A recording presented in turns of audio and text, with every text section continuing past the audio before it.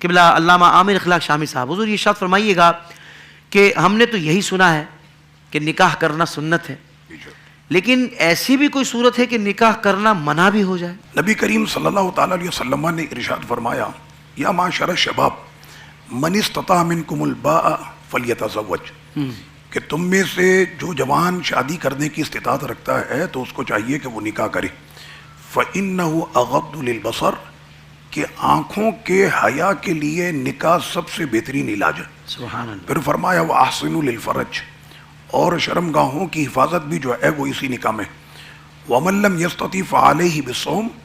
اور جو اس نکاح کے کرنے کی قدرت نہ رکھتا ہو تو اس پر ہے کہ وہ روزہ رکھ لے۔ فَإِنَّهُ لَهُ وَجَاء، یعنی وقایا، کیونکہ یہ روزہ جو ہے وہ اس کی شہوت کو جو ہے وہ ختم کر دے گا۔ اور سوال جو ہے وہ یہی کہ اس کی قسم علماء کرام نے بیان فرمائی، فرمایا کبھی تو نکاح کرنا واجب ہو جاتا، ضروری اور لازم ہوتا، اور اس کی وجہ یہ ہوتی ہے کہ ایک شخص ہے وہ نکاح کرنے پر قدرت بھی رکھتا ہے، اس کی جتنی بھی تکالیف ہیں، یعنی جتنے بھی اخراجات اور انفاق ہیں وہ بھی اس کے پاس ہے، اور اس میں شہوت بھی جو ہے وہ زیادہ، اور اس کو اس بات کا ڈر ہے کہ میں شاید اپنی شہوت پر قابو نہ کر سکوں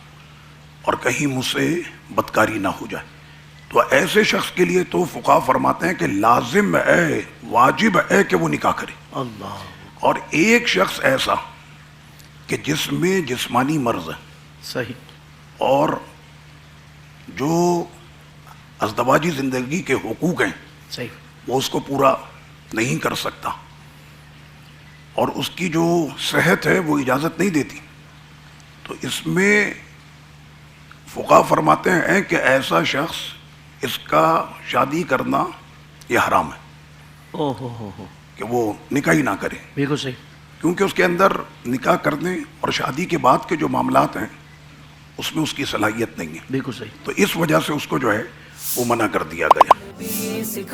زندگی کے تمام شعبوں میں دینی رہنمائی حاصل کرنے اور آخرت کو بہتر کرنے کے لیے